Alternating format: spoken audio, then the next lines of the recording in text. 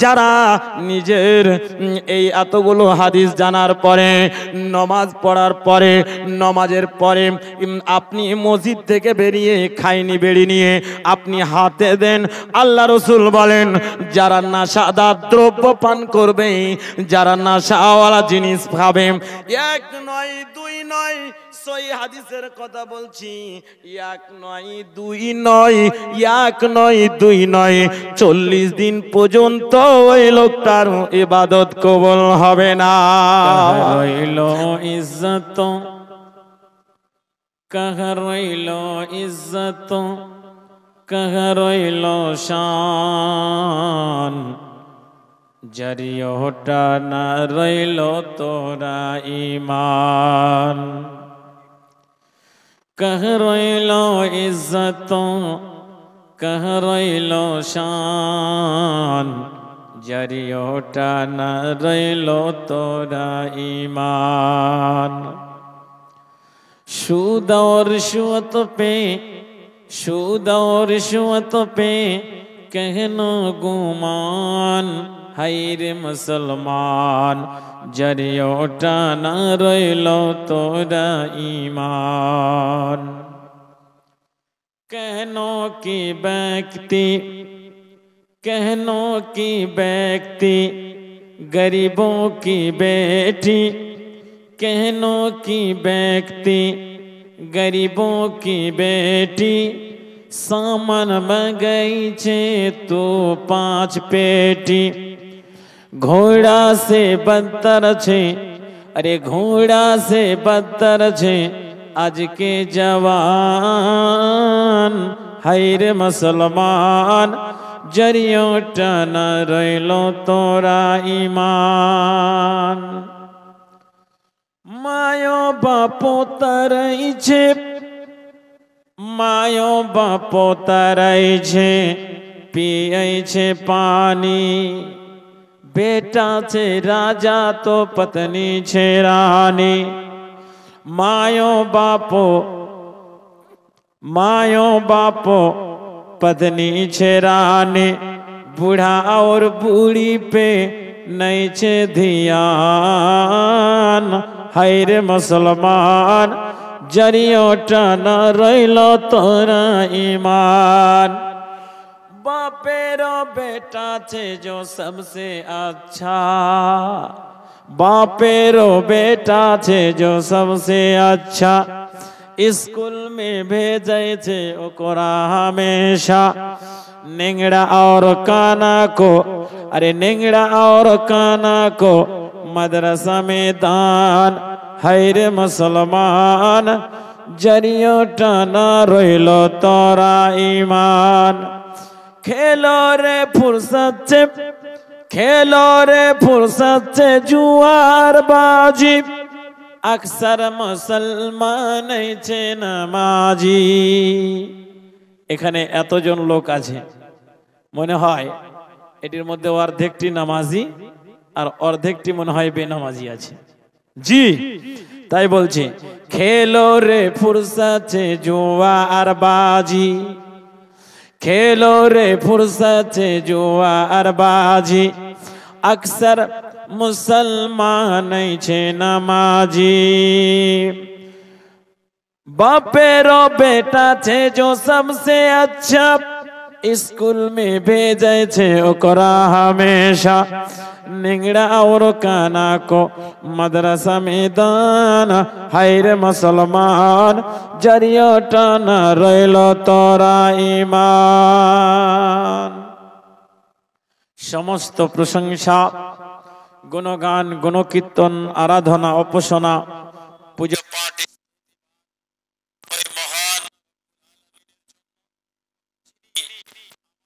একজন হতভাগা আলেমকে আপনাদের সামনে এই মঞ্চে দু চারটি কথা আলোচনা আলোকপাত করার তৌফিক দান করেছেন। তাই একবার সকলে প্রাণ খুলে মোহাব্বতের সাথে বলি আলহামদুলিল্লাহ।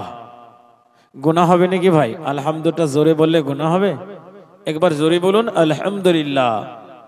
তারপরে পরে আমাদের ধর্মের নেতা, ধর্মের গুরু মামেনার লাল মুরুর দুলাল আহমদে মুজতাবা মুহাম্মদে মুস্তাফা জনাবে মুহাম্মদুর রাসূলুল্লাহ পড়ুন সাল্লাল্লাহু আলাইহি ওয়াসাল্লামের উপর কোটি কোটি শান্তির ধারা অবতীর্ণ হোক। আল্লাহুম্মা সাল্লি আলাইহি আল্লাহুম্মা বারিক আলাইহি। ভাই বন্ধুগণ, আমি আজকে আপনাদের সামনে যে আলোচনা আলোকপাত করার জন্য মনে এঁকেছি সেটা হচ্ছে মানুষের ঈমান কাঁচা না পাকা।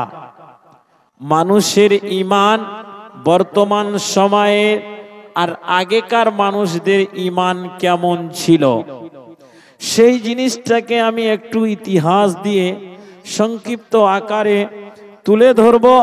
আল্লাহ পাক রব্বুল আলামিন যেন আমাদেরকে শ্রবণ করার এবং তার উপরে আমল করার তৌফিক দান করেন। পড়েন আল্লাহুম্মা আমিন। ভাই বন্ধুগণ, আল্লাহ রাব্বুল আলামিন, আগে আয়াতটার মানে শুনেন। আল্লাহ রাব্বুল আলামিন পবিত্র কোরআন মাজিদে উল্লেখ করেছেন, ইন্নাল্লাযীনা ক্বালু রাব্বুনাল্লাহু সুম্মা ইসতাকামু তাতানাজ্জালু আলাইহিমুল মালাইকা। যারা বলল, যারা মানে কি? যারাই হিন্দু মুসলিম অর্থাৎ মানব জাতির মধ্যেই যারাই বলল যে আমাদের রব হলো আল্লাহ। হিন্দুরা যদি বলে আমাদের রব হলো আল্লাহ, তো ওরা আর হিন্দু তো থাকলো না, ওরাও মুসলিম হয়ে গেল। তো যারা বলল আমাদের রব হলো আল্লাহ, আমাদের প্রভু হলো আল্লাহ, তারপরে তার ওপরে অটল থাকলো, যতই আন্ধি তুফান ঝড় যতই আসুক না কেন তার উপর থেকে কিঞ্চিত পরিমাণ সরে গেল না। যেমন আমরা হলাম মুসলমান, তাহলে আমরা যদি মুসলমান হই তাহলে মুসলমানের কিছু পরিচয় আছে। যেমন সর্বপ্রথম যেটা পরিচয়, একজন মুসলমান হতে গেলে তাকে কালমায়ে শাহাদাত পড়তে হবে এবং দিলে বিশ্বাস করতে হবে। দ্বিতীয় নম্বর, নামাজ আদায় করতে হবে। আপনাকে যদি জিজ্ঞেস করি যে আপনারা তো মুসলমান, আমরা তো মুসলমান, আমরা নামাজ পড়ি কি পড়ি না, তখন বলবে মুলি সাহেব আমার ঈমান কিন্তু পাকা আছে, কিন্তু নামাজটাই পড়ি না, এটাই হারকে দোষ। ও তুমি নামাজ পড়ো না, তোমার ফের ঈমান এত পাকা? কোন মুলবিতে তোমাকে কয়েছিল জি? বাহ, খুব তো ভালো হাদিস পেয়েছো তুমি। তাহলে ঈমান একে এই তার উপর বিশ্বাস করতে হবে, নামাজ পড়তে হবে, রোজা রাখতে হবে। এইগুলো কাজ যেগুলো শরীয়তের বিধান আছে, যতই আপনার উপরে ঈমান, যতই আপনার উপরে দুঃখ মুসিবত আসুক না কেন, আপনাকে কিঞ্চিত পরিমাণ সরে যেতে হবে না। ভাই বন্ধু, আপনাদের দিকে আগে এটা ছিল, কিন্তু তারপরে আমাদের দিকে অর্থাৎ বিহারেও এই জিনিসগুলো চালু হয়ে গেছে। ভোটের সময় মুখিয়ার ভোট, যেগুলোকে আপনারা প্রধান বলেন, আর মেম্বারের ভোট, এইগুলোর জন্য যখন ভোটের সময় আসে তখন নামাজ রোজা কি জিনিস মনে হচ্ছে এদের ঈমান ধর্ম কিছু নাই, সব ভুলে গিয়ে রাত জেগে জেগে জেগে জেগে জেগে এরা ভোটের পহারাদারি করে। কিন্তু ইসলামের নামাজের জন্য, ঈমানের জন্য তারা রাত জাগে না। তাই আল্লাহ রাব্বুল আলামিন বলেছেন, যারা বলবে আমাদের রব হলো আল্লাহ, আমাদের প্রভু হলো আল্লাহ, তারা তার উপরে অটল থাকলো, যে অটল থাকতে পারলো তার ঈমান হলো পাকা, তার ঈমান হলো খাঁটি, তার ঈমান হলো মজবুত। আর যারা অটল থাকতে পারলো না তার ঈমান মজবুত নয়। আপনাদেরকে জিজ্ঞেস করি, আপনি ঈমানদার? যদি সবারই গামছা টেনে মুড়ি দিকে দেখা যায় সববারই মুখে দাড়ি নেই, তার মানে আপনি কি মুসলমানের পরিচয় দেখালেন? বন্ধুবর, চলনে গিয়ে ঈমান কেমন, তাদের ঈমানের স্পিরিট কেমন ছিল?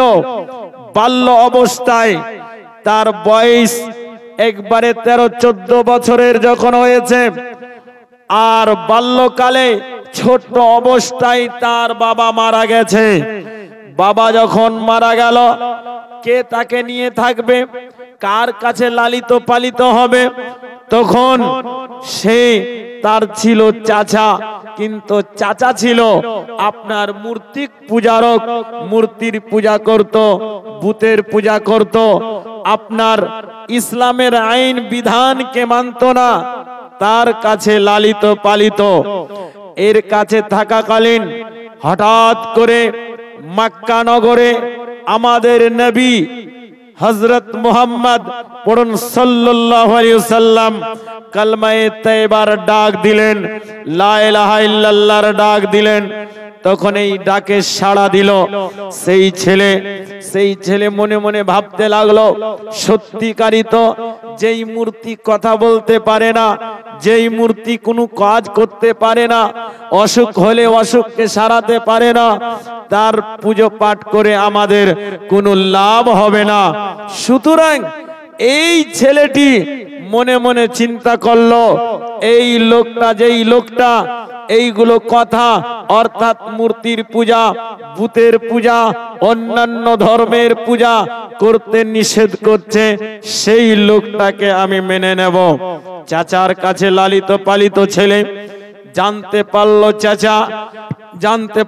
চাচা, ভাতিজা, শুনেছি তোমার ব্যাপারে, তুমি নাকি মনে মনে দিলে তুমি যে মক্কা নগরে একজন লোক আবির্ভূত হয়েছে, অর্থাৎ যার নাম হলো মুহাম্মদ, সেই মুহাম্মদ যে আইনগুলো প্রচার ও প্রসার করছে, সে আইনগুলোকে মানার জন্য তুমি তৈরি হয়ে গেছো। ভাতিজা বলছে, চাচা আপনি তো শুনেছিলেন, এখন আপনার সামনে আপনাকে দাঁড় করে আমি বলছি, আশহাদু আল্লা ইলাহা ইল্লাল্লাহু ওয়া আশহাদু আন্না মুহাম্মাদান আবদুহু ওয়া রাসূলুহু। ভাতিজা যখন এই উচ্চারণ চাচার সামনে করে দিল, চাচার মাথা খারাপ হয়ে গেল। এবারে চাচা ভাতিজাকে বলছে, ভাতিজা বল, তুই ওই মোহাম্মদকে কেনে মেনে নিলি, ওই মোহাম্মদের আইন কেনে মেনে নিলি? ভাতিজা বলছে, চাচা এই দুনিয়ার জিন্দেগিটা বেশি দিনের জিন্দেগি নয়, আর যেই লোকটা আমাদেরকে দিনের কথা বলছে, আমাদের ইসলামের কথা বলছে, ওই আল্লাহ রাব্বুল আলামিন সারা পৃথিবীর মানুষকে সমস্ত আহার দাতা সবকিছুরই মালিক হলো সেই মহান আল্লাহ রাব্বুল আলামিন। সুতরাং ওকে আমি মানব, আপনার কথা আমি শুনবো না, আপনার কথা আমি মানব না। এই কথা যখন চাচাকে বলল, চাচা যখন ভাতিজাকে বলছে, চাচা ভাতিজা তুমি কি জানো, বাল্য অবস্থায় তোমার বাবা মারা গেছে, আর তুমি আমার কাছে লালিত পালিত, আমার কাছে খাও, আমার বাড়িতে থাকো, আমি তোমাকে পরনের লুঙ্গি পর্যন্ত দিয়েছি, তোমাকে শার্ট কামিজ সমস্ত জিনিস আমি তোমার বহন করেছি, বল তোমার কি অবস্থা হতে পারে? এই সবে ইসলামে হবে যে উজালা,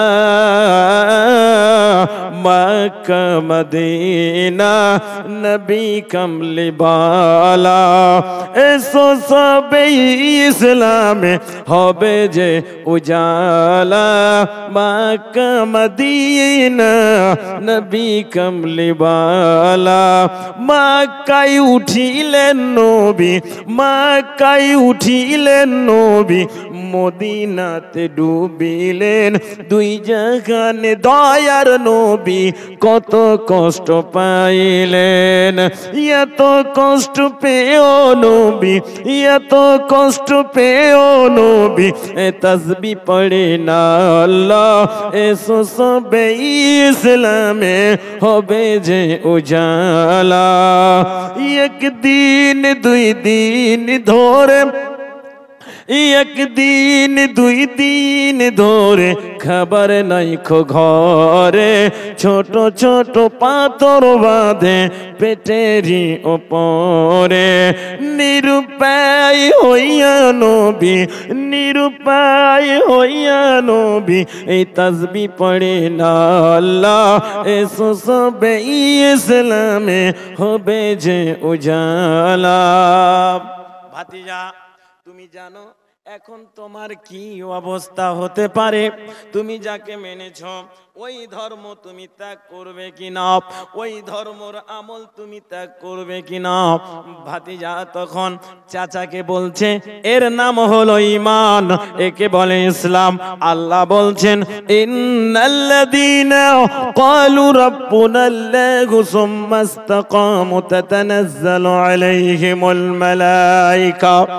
এ মুমিনেরা যারা আল্লাহর উপর ঈমান এনেছো তারা তার উপরে তোমরা দৃঢ় বিশ্বাস করে অর্থাৎ তার উপর অটল থাকো।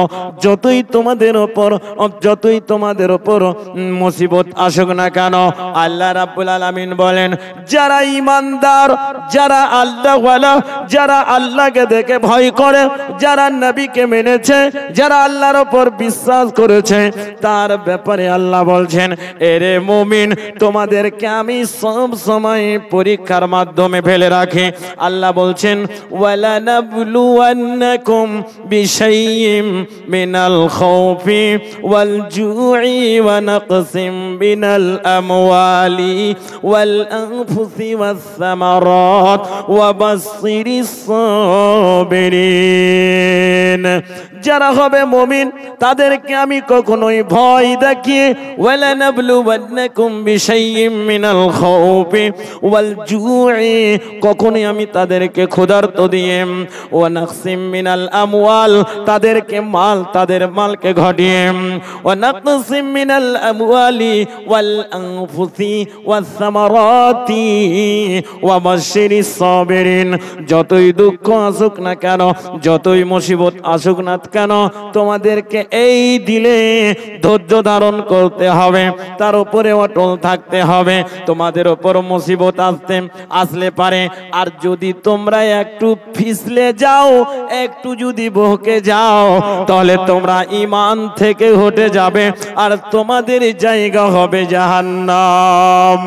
আল্লাহ বলছেন আল্লাহ রাব্বুল আলামিন বলেন হে মুমিনেরা যারা আমার উপরে ঈমান এনেছো একটু ভালো করে শুনে নাও। আল্লাহ বলছেন ইয়া আইয়ুহাল্লাযীনা আমানু হাল আদুল্লুকুম আলা তিজারাতিন তুনজিকুম মিন আযাবিন আলীম তুমিনুনা বিল্লাহি ওয়া রাসূলিহি ওয়া তুজাহিদুনা ফি সাবিলিল্লাহি বিআমওয়ালিকুম ওয়া আনফুসিকুম যালিকুম খায়রুল লাকুম ইন কুনতুম তা'লামুন ইয়াগফির লাকুম যুনুবাকুম। আল্লাহ রাব্বুল আলামিন বলেন হে ঈমানদারেরা তোমাদের কি এমন একটা আমি ব্যবসা বাণিজ্য শিখিয়ে দেব না যেই ব্যবসা বাণিজ্য করতে গেলে যেই তিজারত করতে গেলে যদি ওই তিজারতটা তুমি করো নিজের মাল দিয়ে নিজের দৌলত দিয়ে, যেমন ধরুন মাল দিয়ে তিজারত করার মানে হলো এটা এখনই একটা মসজিদ আপনি নির্মাণ করলেন ওই মসজিদে আপনি দান দিলেন, মাদ্রাসা তৈরি আছে যেখানে কোরআনের শিক্ষা হয় হাদিসের শিক্ষা হয় যেখানে নবীর আখলাক ব্যবহারের ব্যাপারে আপনাকে জানানো হয় সেই জায়গাতে আপনি দান করলেন দিলেন ওটা হলো আপনার মালের দ্বারাতে প্রচেষ্টা করা দিনের জন্য। আর যদি আপনার জৈবন লাগে কাফের মুশরিকেরা যেমন এখন ফিলিস্তিনের মাটিতে আপনারা ইউটিউবে দেখছেন আপনারা মোবাইলে দেখছেন আমাদের মুসলমানেরাকে কচু কাটা টুকরা করে তাদেরকে জবে করছে। ভাই আমার, বন্ধু আমার, শুধু তাই নয়, আজকে আপনি ফিলিস্তিনের মাটিতে দেখছেন, কিন্তু আল্লাহর নবী জনাবে মুহাম্মদুর রাসূলুল্লাহ পড়ুন সাল্লাল্লাহু আলাইহি ওয়াসাল্লাম যখন দিন ইসলামের প্রচার করতেন, আর রাহিকুল মাকতুম উঠিয়ে দেখবেন, আর রাহিকুল মাকতুমে মাওলানা সফিউর রহমান মুবারকপুরি সুন্দর করে বর্ণনা করেছেন, আমার মুসলমানেরাকে শেষ করে দেওয়ার জন্য, দুনিয়া থেকে বিদায় করার জন্য, এই কোরআন যেন মিটে যায়, কোরআনের আইন যেন মিটে যায়, তার জন্য তাদেরকে বন্দী করে দেওয়া হয়েছিল। তার নাম হলো শিয়াবে আবি তালেব। আবি তালেবের মধ্যে 1 নয়, 2 নয়, 3 নয়, 4 নয়, পুরোটা 3 বছর ধরে ওই শিয়াবে আবি তালেবে থাকলেন। তারা বন্দী, মুসলমানেরা বন্দী হয়ে থাকলো। যখন বাজারে কোনো জিনিস ক্রয় করতে যায়, তখন কাফেরেরা, বেধর্মীরা বেশি বেশি করে দাম দিয়ে তাদের কিনে নেয়, যেন মুসলমানেরা কিনে নিতে না পারে, আর এদের ঈমানটা যেন কমজোর হয়ে যায়। ये शहादतों गाह है, আল্লামা ইকবাল বলছেন, ये शहादतों गाह है, उल्फत में कदम रखना, ये शहादतों गाह है, उल्फतों में कदम रखना, लोग समझते हैं आसान है मुसलमान होना। মানুষেরা ভাবে যে কোরআন রাখা আছে বাড়িতে, আমরা এমনি এমনি গরুর মাংস খেয়ে মুসলমান হয়ে গেলাম। না, মুসলমান সেটা হতে পারে না। আল্লামা ইকবাল বলেছেন, আল্লামা ইকবাল কি বলছেন দেখেন, যে ये शहादतों गाह है, उल्फत में कदम रखना, लोग समझते कि आसान है मुसलमान होना, कल्ब में सोज नहीं, कल्ब में सोज नहीं, दिल में एहसास नहीं, कुछ भी पैगाम मोहम्मद का तुम्हें पास नहीं। এর নাম ঈমান। যখন তাদেরকে কিছু নিতে দেওয়া হয় না, আমার মুসলমানেরা, ছোট্ট ছোট্ট ছেলেমেয়েরা খাবার জন্য চিৎকার করে। যেমন এখন ফিলিস্তিনের মাটির ছোট্ট ছোট্ট বাচ্চারাকে, জওয়ানেরাকে জেলখানায় বন্দি করে রেখেছে। ভাই আমার, জেলখানায় বন্দি করে তাদের উপরে বিভিন্ন রকমের আক্রমণ চালাচ্ছে, রক্তে রক্তিত তাদেরকে করে দেওয়া হচ্ছে। তারপরেও তারা আল্লাহর নাম নেওয়া ছাড়ে না।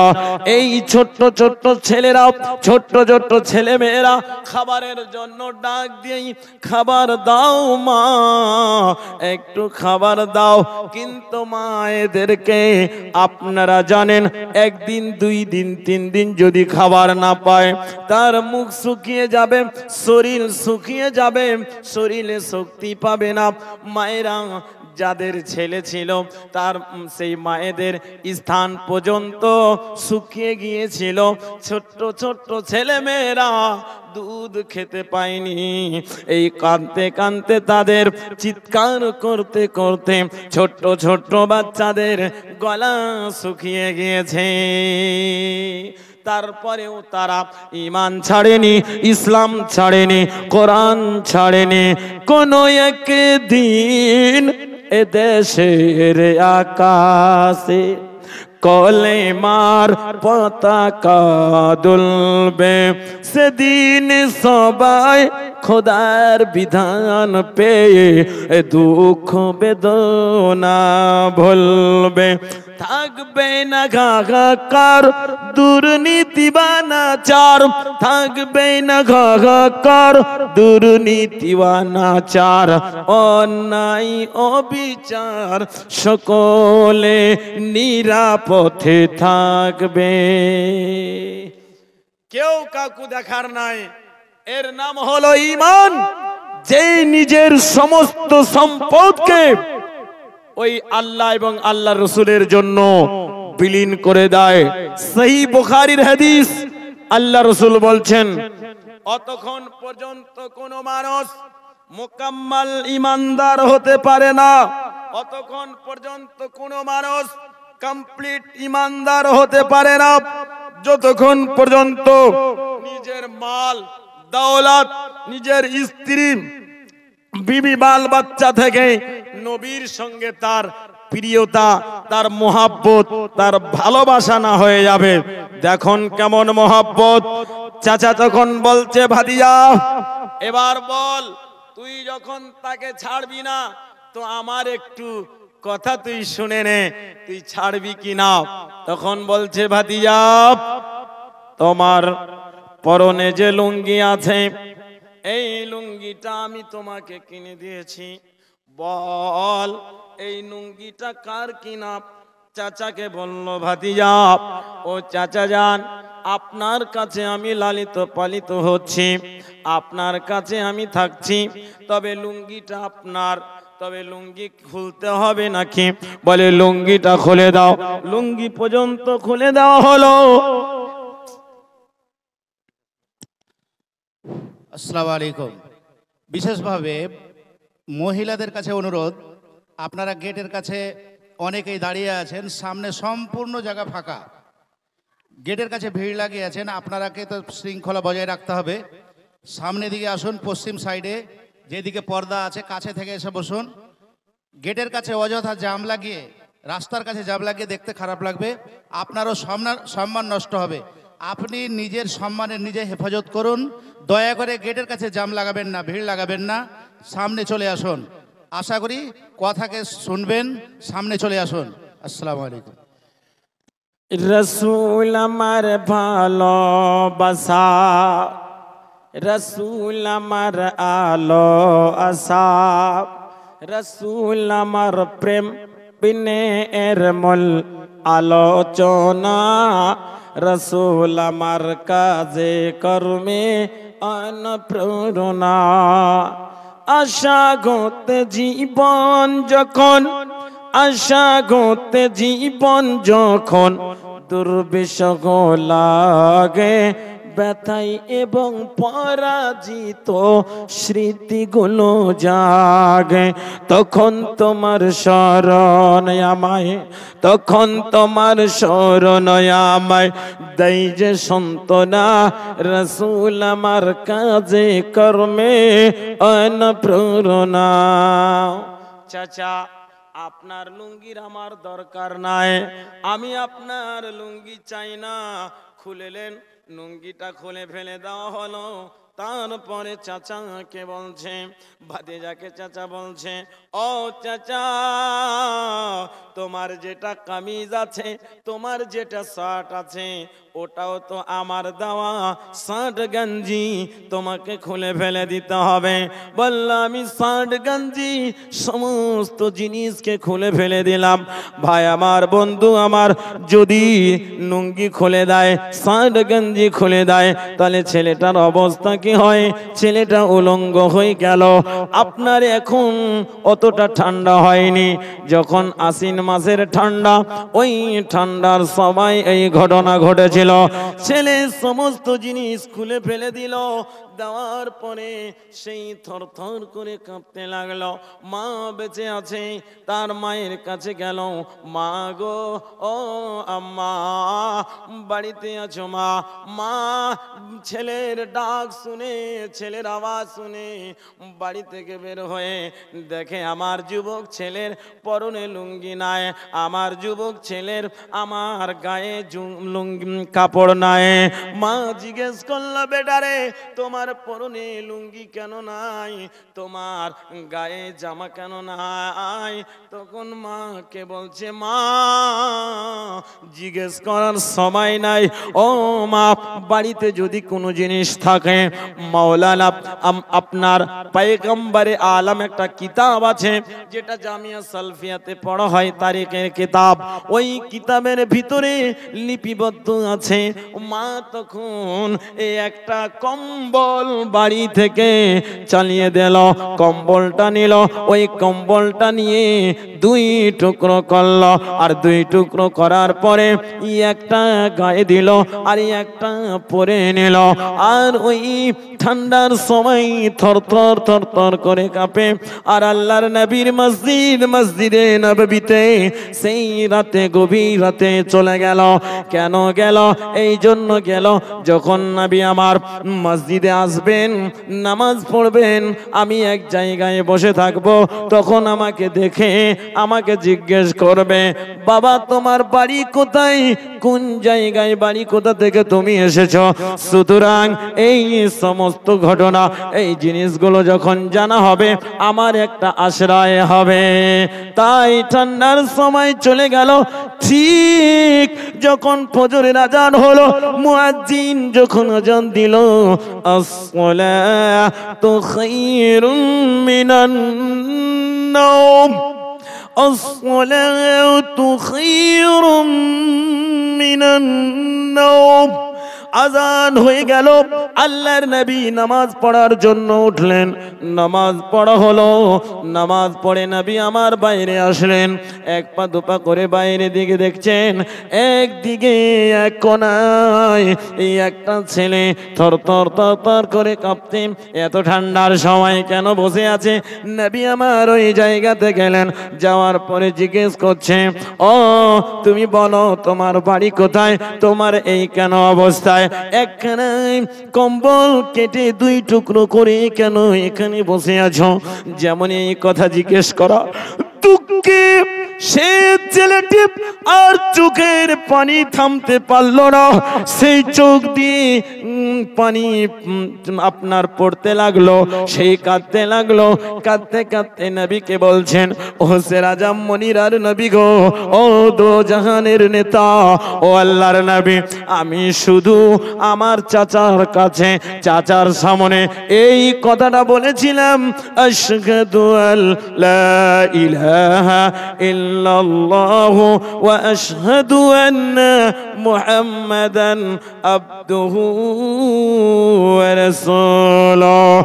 শুধু এই কথা বলার জন্য আমার জমি জায়গা যত ছিল, আমার পরনের লুঙ্গি পর্যন্ত, আমার জামা পর্যন্ত খুলে নিয়েছে, আমার কিছুই হয়নি।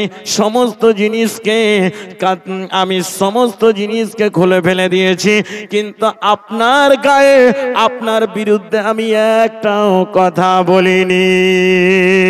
কি আমার দয়ার নবী রে, তুমি কোথায় রইলা রে? আমার প্রাণের রাসূল রে, তুমি কোথায় রইলা রে?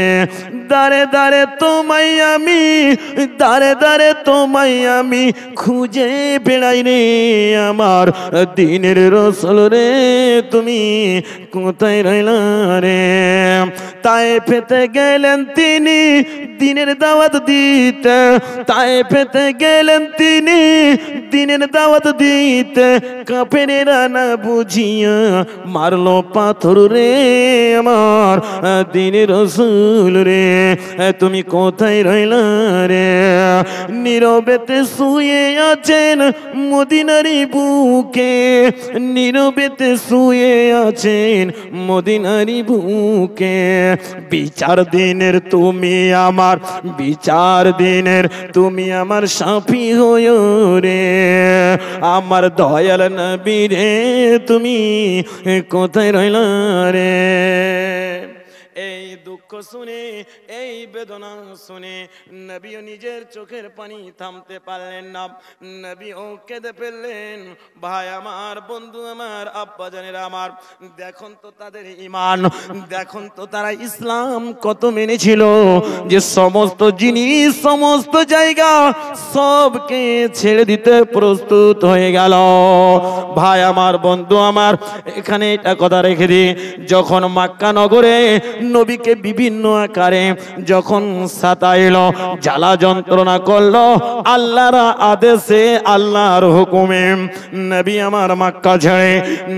আমার মক্কা ছেড়ে সাহাবায়ে কেরামকে নিয়ে যখন মদিনা চলে গেলেন, মদিনাতে যখন হিজরত করলেন, সমস্ত জমি জায়গা এমনকি অনেক সাহাবায়ে কেরামেরা নিজের স্ত্রী সমস্ত জিনিসকে ত্যাগ করে যখন মদিনাতে গেলেন, তখন মদিনার সাহাবায়ে কেরামেরা বলেছিলেন, মদিনার সাহাবারা বলেছিলেন, যাদেরকে আনসার বলা হয়, যারা মক্কা থেকে মদিনা গিয়েছিলেন তাদেরকে মুহাজির বলা হয়, আর যারা মদিনাতে তাদের সাহায্য করেছিলেন তাদেরকে আনসার বলা হয়। আনসার মানে মাদাদগার, তাদেরকে সাহায্য করেছিলেন তারা। এমনকি একজন সাহাবী উঠে দাঁড়ালেন, ও আল্লাহর নবী গো, যেই সাহাবারা আল্লাহকে মানার জন্য, রসুলকে মানার জন্য, রসুলের উপর ঈমান আনার জন্য তাদের উপর এত বড় জুলুম অত্যাচার হয়েছে, এমনকি মেরে তাদেরকে রক্তে রক্তিত করে দিয়েছে, এমন সাহাবায়ে কেরামকে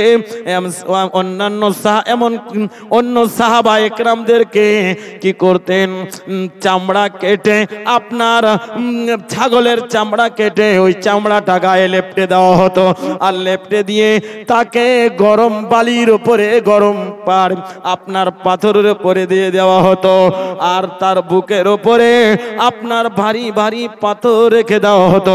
তারপরেও তাদের মুখ থেকে উচ্চারণ হতো না আল্লাহ আল্লাহ, তাদের মুখ থেকে শুধু এইগুলো উচ্চারণ হতো, অন্য কোনো কথা উচ্চারণ হতো না। ভাই আমার, বন্ধু আমার, আমাদের ঈমান কাঁচা কি পাকা একটু চিন্তা করে দেখুন। আমাদের ঈমান কেমন, যে আমাদের যেই সব সময় আপনি দেখুন না, যারা ঈমান ওয়ালা হবে, আল্লাহ ওয়ালা হবে, ইয়া তো আলেম ওলমা স্টেজে এসে ফতোয়া দিচ্ছেন, আপনাদের আলেমেরাও অনেক আছে যে যেই জিনিসটা খেতে গেলে দেখেন নবীর ইত্তেবা কেমন, আপনার দোয়া আপনি কেমন করে আল্লাহ কবুল করবেন। নবী বলছেন, নবীর হাদিস, আম ওলামায়ে কেরাম এখানে বসে আছেন, এখন 60 টাকা 70 টাকা কিলো পেঁয়াজ হয়ে গেছে। ওই পেঁয়াজ যদি কাঁচা পেঁয়াজ খেয়ে কিংবা রসুন খেয়ে যদি মসজিদে চলে যায়, তাহলে আল্লাহ রাসূল ফেরেশতারা তার কাছ থেকে দূরে সরে যায়। নবী ওই কাঁচা পেঁয়াজ খেয়ে এবং রসুন খেয়ে যেতে মানা করেছেন।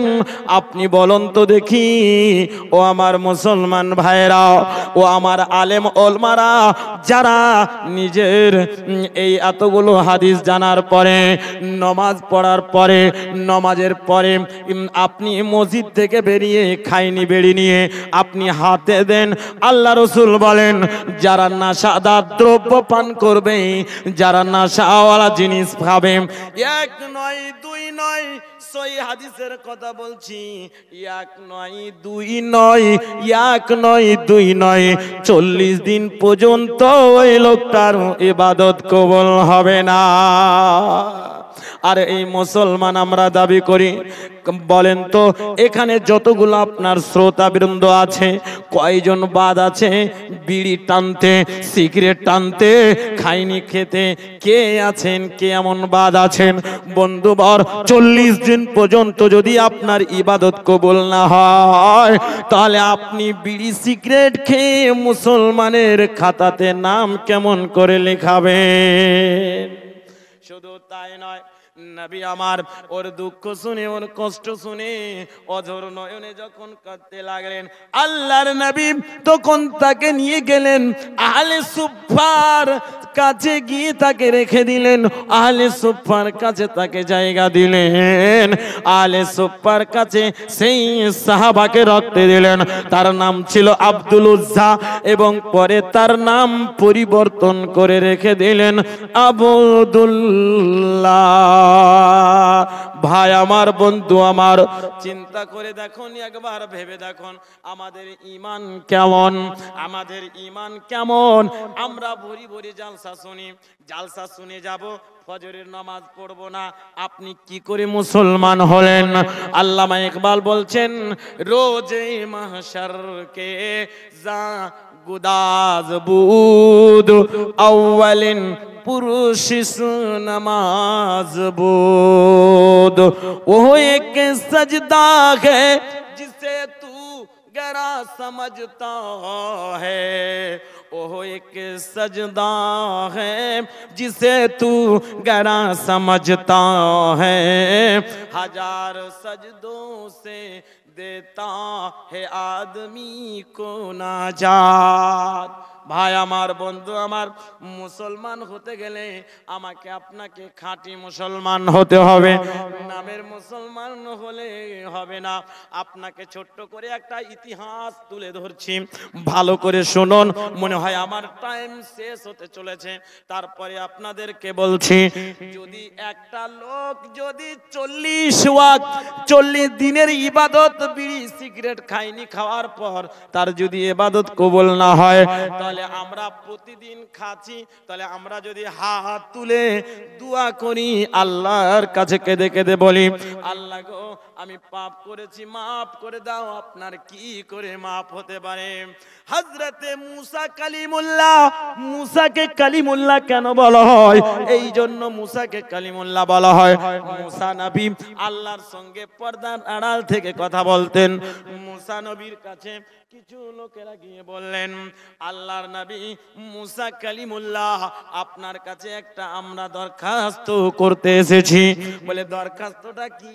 বলে দরখাস্ত এটা হলো যে অনেক দিন থেকে ওয়ানা বৃষ্টি হয় না, আমাদের ফসল পানিগুলো সব জ্বলে পুড়ে ছাই হয়ে গেল, দয়া করে একটু আল্লাহর কাছে আপনি হাত তুলে দোয়া করে দেন, যেন দোয়াটার বিনিময় বৃষ্টি হয়ে যায়, আকাশ থেকে যেন বৃষ্টি নেমে যায় আর আমাদের ফসল পানিগুলো হয়ে যায়। মুসা নবী বললেন, ও মুসা নবী বললেন, যে যেমন কাপড়ে আছো, ছিঁড়া লুঙ্গিতে আছো, ছিঁড়া পায়জামায় আছো, ছিঁড়া শার্টে আছো, যেই যেমন অবস্থায় আছো, এই মোহনপুর ঈদগাহের ময়দানে সবাই জমা হয়ে যাও। সবাই জমা হয়ে গেল। আর জমা হওয়ার পরে মুসা নবী আল্লাহর কাছে হাত তুলে দোয়া করতে লাগলেন, আল্লাহ যদি তোমার বৃষ্টি নাজিল না হয়, তাহলে এতগুলো লোক সব ফসল পানি মরে যাবে, আর ফসল পানি যদি না হয়, তাহলে এরা কি করে বাঁচবে, কেমন করে বাঁচবে? সুতরাং আল্লাহ গো, দয়া করে তুমি বৃষ্টি নাজিল করে দাও, দয়া করে তুমি পানি নাজিল করে দাও, নইলে সমস্ত লোকেরা না খেয়ে মরে যাবে। আর যদি না খেয়ে তাদের শক্তি হারিয়ে যায়, তাদের ক্ষমতা হারিয়ে যায়, কি করে তোমার ইবাদত বান্দাগি করবে? সুতরাং আল্লাহ গো, দয়া করে তুমি বৃষ্টি নাজিল করে ফসলগুলোকে জীবিত করে দেন, ফসলগুলোকে আপনি বাঁচিয়ে নিন। আল্লাহর নবী হযরতে মুসা কালিমুল্লাহ আল্লাহর কাছে দোয়া করছেন। আল্লাহ তখন মুসাকে বলছেন, মুসা রে, তোর দোয়া তো আমি কবুল করে নিলাম, কিন্তু তোমাদের মধ্যে এমন একটা লোক আছে, ওই লোকটা কোনোদিন আমার ইবাদত করেনি, আমার বান্দেগি করেনি, আমার কাছে কোনোদিন মাথা নত করেনি। এই লোকটা যতক্ষণ পর্যন্ত মজলিস থেকে বের না হবে, ততক্ষণ পর্যন্ত আমি বৃষ্টি নাজিল করব না। মুসা নবী বললেন, আল্লাহ আমার কাছে মাইক নাই, আমার কাছে লাউড স্পিকার নাই, কোনো সামান নাই যে আমি এই মাইকের দ্বারাতে আওয়াজটা তার কানে পৌঁছে দেব। কারণ এই মোহনপুর এত বড় জলসা, যে জলসার আপনার আমরা বিহারের মাটিতে মাওলানা হাবিবুর রহমান সাহেবকে প্রধান বক্তা করে নিয়ে যায়, আপনারাও প্রধান বক্তা করে নিয়ে আসেন। আপনি যতই মুর্শিদাবাদ ধুলিয়ান থেকে বক্তা নিয়ে আসুন না কেন, কিন্তু মালদা ডিস্ট্রিক্টে আপনাদের মাওলানা হাবিবুর রহমান বাদিরুদ্দোজা সাহেব, এই দুটা বক্তার মতো এখনো কেউ বলতে পারে না যে ভালো বক্তা, সুরের বক্তা, হাদিস কোরআনের বক্তা আছে। আছে। এত বড় বক্তাকে আপনার নিয়ে আসার পরেও এখন পর্যন্ত মাহফিলটা খালি হয়ে আছে। ভাই আমার, বন্ধু আমার, মুসা নবী তখন বলছেন আল্লাহকে, আল্লাহ এই ঘটনাটা পাবেন, আপনি যাবেন শামসিতে একটা কিতাব কিনে নেবেন, সেই কিতাবটার নাম হলো স্বর্ণ উজ্জ্বল ইতিহাস। ওই ইতিহাসের কিতাবের ভিতরে এই ঘটনাটা আপনার উল্লেখ আছে। আল্লাহ গো, আমার কাছে মাইক নাই, এত হাজার হাজার লোক, ওই লোকের কাছে আমার আওয়াজ কেমন করে পৌঁছাবো? আল্লাহ বললেন, মুসা রে, তোমার কাম হলো আওয়াজ দেওয়া, আর আমার কাম হলো তাদের কাছে পৌঁছানো। মুসা নবী আওয়াজ দিলেন, কে আছো এমন লোক, কে আছে এমন মানুষ যে আল্লাহকে চিনো না, আল্লাহর ইবাদত করনি, আল্লাহর বান্দেগি করনি, তার খাচ্ছ, তার পড়ছো, তার জমিনে থাকছো, কিন্তু তার উপরে বিশ্বাস করনি। কে এমন লোক আছো? মজলিস থেকে বেরিয়ে যাও, যতক্ষণ পর্যন্ত মজলিস থেকে বের না হবে অতক্ষণ পর্যন্ত বৃষ্টি নাজিল হবে না। তোমার একটা লোকের কারণে যদি দেশের এতগুলো লোক অনাহারে মরে যায়, যদি দেশের এতগুলো লোক না খেয়ে মরে যায়, তাহলে সমস্ত পাপের বোঝা তোমাকে বহন করতে হবে।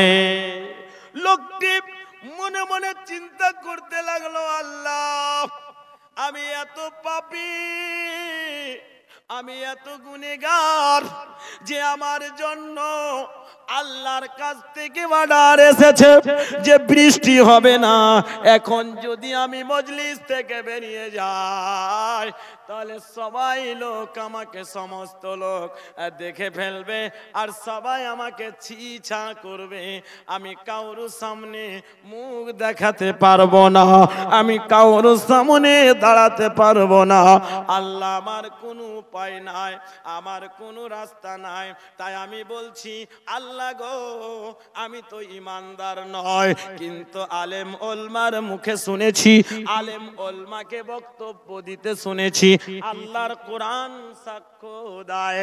আল্লাহ বলেন, বিসমিল্লাহির রহমানির রহিম, ওয়া ইযা সালাকা ইবাদি আন্নী ফাইন্নী করিবুন উজিবু দাওয়াতান দাঈ ইযা দাআন ফালইস্তাজিবু লি ওয়া লিয়ুমিনু বি লাআল্লাহুম ইয়ারশুদুন। আল্লাহ বলেন, ফাযকুরুনি আযকুরুকুম ওয়াশকুরুলি ওয়ালা তাকফুরুন। যখন কোনো বান্দা বিপদে পড়ে যায়, মুসিবতে পড়ে যায়, আল্লাহ বলেন কাউরু কাছে যেতে হবে না, কাউরু কাছে চাইতে হবে না। এমন কি যদি জুতার একখানা ফিতাও যদি হারিয়ে যায়, তাহলে চাইবে কার কাছে? আল্লাহর কাছে। আল্লাহ গো, এত বড় মুসিবত, এত বড় মজলিসে আমি যদি বের হয়ে যায়, আমি লজ্জায় কাউকে মুখ দেখাতে পারবো না। সুতরাং আল্লাহ, তোমার দরবারে দুই হাত তুলে দোয়া করছি, আর জীবনে আমি অন্যায় করব না, আর জীবনে আমি অপরাধ করব না, আর জীবনে আমি কোনো অন্যায় কাজ করব না। দয়া করে তুমি আমার সমস্ত পাপগুলোকে মোচন করে দাও। কাল থেকে আপনার সমস্ত ইবাদত বান্দেগিতে আমি লিপ্ত হয়ে যাব। যেমন তোমার কোরআন বলেছে, ওয়া মা খালাকতুল জিন্না ওয়াল ইনসা ইল্লা লিয়াবুদুন, আমি জিন এবং ইনসানকে শুধু আল্লাহর ইবাদতের জন্য তৈরি করেছি। আল্লাহ গো, তোমার ইবাদতে আমি লিপ্ত হয়ে যাব। দয়া করে আমাকে লজ্জা দেবেন না, দয়া করে আমাকে শরম দেবেন না। আল্লাহ গো, তুমি আমার দুয়াকে কবুল করে নাও, আমাকে ক্ষমা করে দাও। সেই লোকটা এমন কাঁদতে লাগলো মজলিসের ভিতরে, আল্লাহকে দেখে দয়া হলো। আল্লাহ তাআলা সেই বান্দার সমস্ত পাপকে মাফ করে দিয়ে সঙ্গে সঙ্গে বৃষ্টি নাজিল হয়ে গেল। ওরে মুসলমান তোরা হারাস না ঈমান, ওরে মুসলমান তোরা হারাস না ঈমান। নামাজ পড়ো রোজা রাখো, আরে নামাজ পড়ো রোজা রাখো, শক্ত করে ধর কোরআন, ওরে মুসলমান তোরা হারাস না ঈমান। যদি করিস তুই নামাজ রোজা থাকবে না তোর পাপের বোঝা, যদি করিস তুই নামাজ রোজা থাকবে না তোর পাপের বোঝা, ওরে মুসলমান তোরা হারাস না ঈমান। বৃষ্টি হয়ে গেল। এবারে মুসা নবী আল্লাহকে আবার অভিযোগ করে দিলেন যে আল্লাহ, আমি নবী হয়ে যদি আমার দুয়াটা কবুল না হয় তো লোকেরা কি বলবে, এতক্ষণ পর্যন্ত বৃষ্টি হলো না, আর যেই লোকটার ব্যাপারে আপনি বলেছেন ওই লোকটা তো এখনো মজলিস থেকে বেরিয়ে হয়নি, তো ফের বৃষ্টি কি করে হয়ে গেল? আল্লাহ জানালেন, ও মুসা কালিমুল্লাহ, যে ওই লোকটা যে দোয়া করেছে এই দোয়াটা যদি এই গোটা জাহানে যদি ছিটিয়ে দেওয়া হতো তো সবাই খুশহাল হয়ে যেত। যেহেতু আমি তার দুয়ার কারণে আমি তাকে রহম করে আমি যে আরহামুর রাহিমিন আমি মাফ করে দিয়েছি, তার জন্য বৃষ্টি হয়ে গেল। ভাই বন্ধু, আমি এই কথা বলে কি বলতে চাইছি? এই কথা বলে আমি এটাই বলতে চাইছি যে একটা লোক বেনামাজি হওয়ার কারণে, একটা লোক আল্লাহকে না মানার কারণে তার উপরে যদি এত বড় বিপদ, নবী মুসা হওয়ার পরেও তার দোয়া যদি আল্লাহর কাছে গ্রহণযোগ্য না হয়, তো আমরা চিন্তা করে দেখি যে আমরা কত পাপী, আমাদের ঈমান কত কাঁচা, আল্লাহর কাছে কি করে আমাদের দোয়া কবুল হবে? আমার টাইম শেষ হয়ে গেল। অনেক বক্তাগণ আছেন, যাই হোক আমি অনেকক্ষণ টাইম আপনাদের কাছে পেলাম, তার জন্য আল্লাহর লাখ লাখ শুকরিয়া। আমার উলামায়ে দ্বীন যিনারা আমাকে এতক্ষণ টাইম দিলেন তার জন্য শুকরিয়া আদায় করি। যদি আপনারা এই কথাগুলোকে ঠান্ডা মিজাজে বসে বসে যদি চিন্তা করেন যে আল্লাহ ওদের ঈমান কেমন ছিল, আমাদের ঈমান কেমন, যে ওরা নিজের দেহু রক্ত মাংস সব নবীর জন্য বিলীন করে দিয়েছে, আর সামান্য আমরা একটা মাদ্রাসা চালাবার জন্য 5,000 10,000 টাকা দিতে পাচ্ছি না, আমরা 2 কাঠা 1 কাঠা জমি দিতে পাচ্ছি না, আবার কেউ দিচ্ছে তো ওকে নিয়ে মারামারি কাটাকাটি চলছে। বন্ধুবর, আমি কালেকশন করব না, শুধু একটাই কথা বলছি। যখন নবী আমার মক্কা ছেড়ে মদিনাতে গেলেন মসজিদ বানাবার জন্য, যখন তিনি মনে ইচ্ছা করলেন, একটা জমি পছন্দ হলো, সেই জমির মালিককে ডাকা হলো। জমির মালিক হলো 2 জন ইয়াতিম ছেলে, সাহেল এবং সোহেল, 2 জন জমির মালিক ইয়াতিম ছেলে হয়ে সেই জমিকে বিনা টাকাতে দান করে দেওয়ার জন্য তিনি প্রস্তুত হয়ে গেলেন। ভাই বন্ধু, তাদের ঈমান কেমন? আজকেও সেই কোরআন আছে, আজকেও সেই হাদিস আছে।